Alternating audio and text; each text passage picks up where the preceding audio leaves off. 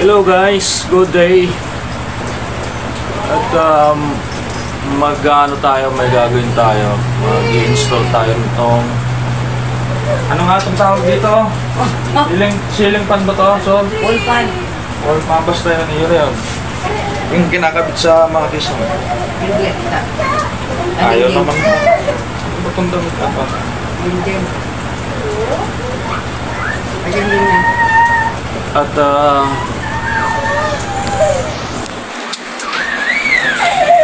walang tigil ang ulan guys. Sa labas walang humpay. Kanina pa yan, mga tanghali.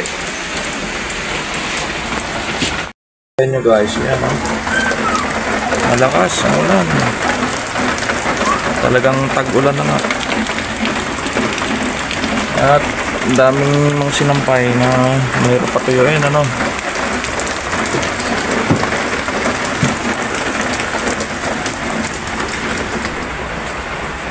Yan, pamangkin ko. Okay guys, na-unbox ko na ano. Bale, malaking wall fan ito. Ang tatak niya ay Asahi. Ganyan ang kahon. Ang itsura ng kahon niya. Ano? Asahi. Wall fan. Anong model?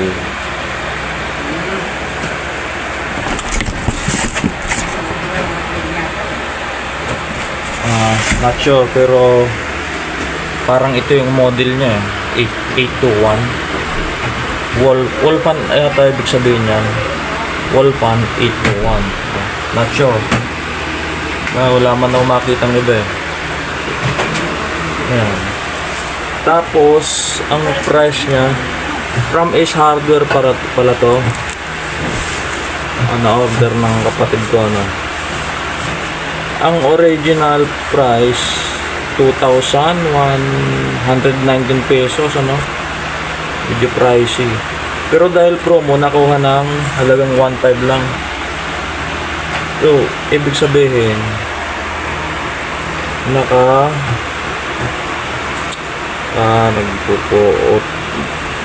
refocus ang ating camera. Nakatipid ng 500 500 pesos. 2119 pesos. Ano ba ang pronunciation ng this? And from Ace Hardware. Malaking wall fan to guys. Install natin. Ayan kita naman. Laki. Tapos ito metal. Yan itsura niya. Asahi ang brand. Malaki ang makina. Tapos ito i-unscrew to. Yan, para ito yung pagsasabitan sa pader may siya dito, may pang clamp. Ayun bago kasi bulang tagahawak ng camera guys. Kailangan matanggal to.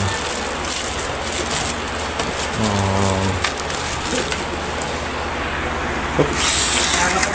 Tingnan natin yung clamp. Medyo malikot ng camera. Ayun ito guys. Ganito itsura. Sa likod to kinakabit. Tapos lalagyan ng tornilyo.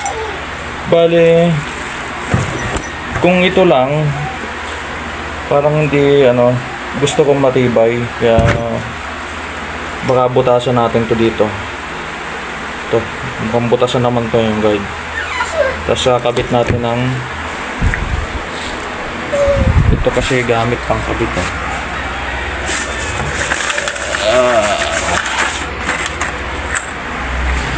gamitan natin itong tox. Bali may 4 akong tox. Kakabit natin sa pader dito. Ayan. Bali may guide na yan para butas na lang sa pader. Tsaka para pantay ang pagkakabit. Kaya nilagyan ko ng guide. Bukas yan eh. Yan, ganito kalaki ang LC. Tingnan natin.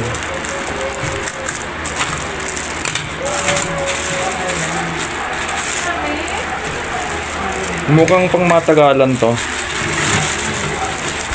Ang gantong style ng electric fan. Ayan o. Ganyan. LC.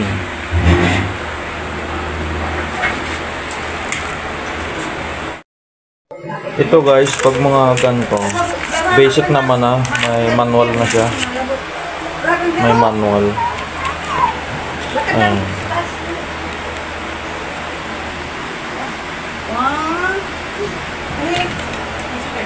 5 years warranty on motor. Aba, matagal. Okay guys, bali sa tansya ko ay kailangan natin palitan itong hook niya kasi parang para sa akin hindi applicable dahil mabigat yung ito. Bibigit lalo yung ulo. Tsaka ito kasi masyadong malaki. Dadagdag sa bigat niya itong takip niya. Kailangan nating i-modify. Kaya kasi ito yung hook niya. Ganyan itsura. Tapos ito lang yung kakapit sa kanya. Ganto lang na screw. Ganto lang kaliit. Tapos ito syempre ganto kasi yan. I-hook yan. Tapos yung screw niya dadalawa lang. Medyo para sa akin alanganin. Kasi nga yung motor mabigat. Kaya namamatay yung ano mo, ring light. Kaya bale yan natin guys. Ito tox na lang. Ayan. Tapos may washer. Tapos malaki-laking screw. Ayan. Dito natin ipapasok ito. Sukat yan. Ano pasok. Pwede naman eh. Ayan. I-hook niya yung ulo. Hindi ulo ko kalbo. Ito yan. Bali kakapit siya. Modified natin. Para mas matibay siguro, kailangan butasan ko din dito sa baba. Para sure na di siya malalaglag pag naikabit. Dito yan. May guide na yan guys. Bubutasan ko yan.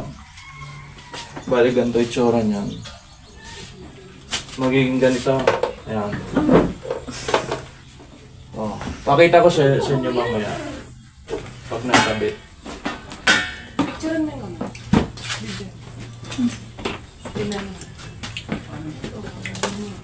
Bali magbubutas ako dito guys. Bakit? Gawin kong 4. Para mas matibay.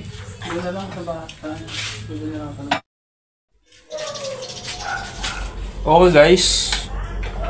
Binuksan ko yung likod at ganito itsura niya. Sa switch to, pagka hinihila mo dyan. Pagka hinihila. Switch. Bukod dyan, ito yung mga pihitan. 1, 2, 3. 1, 2, 3. Ayan. Tsaka ito, sabi ko nga, imo-modified. Ito yung original na butas.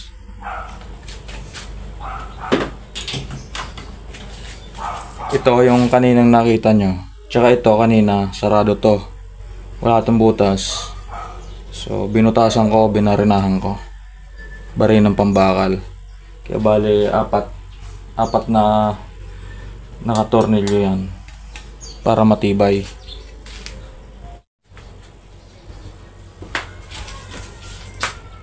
Naglagay tayo guys ng palatandaan para sentrong-sentro pagkakabit ano.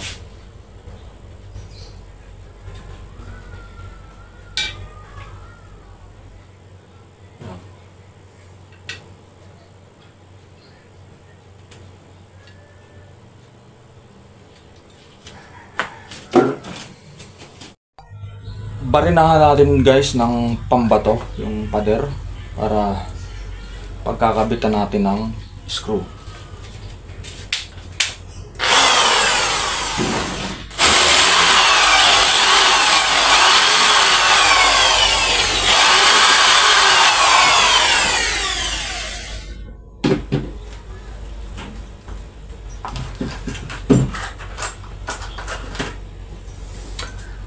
Gamitan natin ng torque screw guys.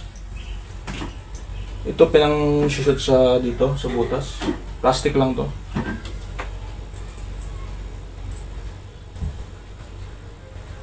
Okay, pasok. Okay natin.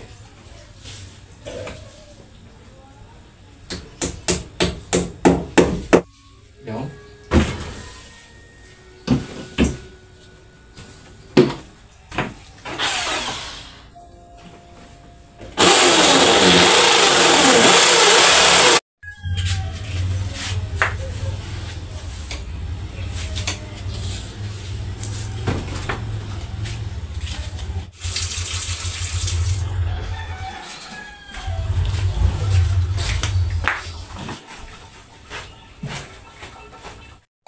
Lagyan kong langis guys para iwas tayo sa kalawang ano, yung mga tornilyo.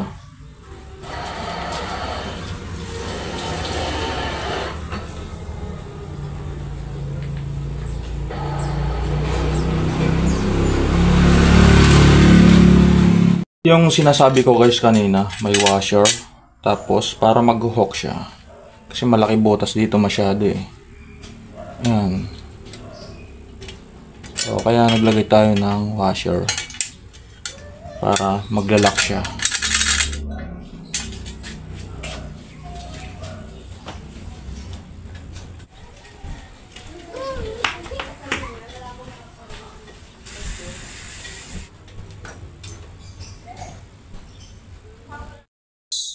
Okay guys, na-install na natin yung ating modified na ano, wall fan, modified stand. Ito hindi na natin ginamit kasi mukhang parang delikado, babagsak sa dahil mabigat yung ulo ng wall fan na yan. So ngayon, ito ginamitan natin ng makapal na cable tie para kumapit siya ng gusto sa pader. Testing natin kung bro, gagana ba yan. Switch natin. Ito siya. Naikot siya pag inihila mo, umiikot to. 1. Oy, gumagana, guys. Okay, approve. 2. 3. Okay. Successful, guys. Thank you. Ayan guys, napakalakas ng hangin niya. Paano yan? Number 2, naka-set. Ayan, gumamit lang tayo ng cable tie na malalaki para safe na safe at mas matibay kumpara dun sa stand niya na original na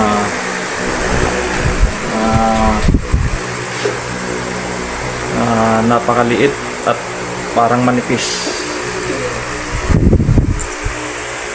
Alright?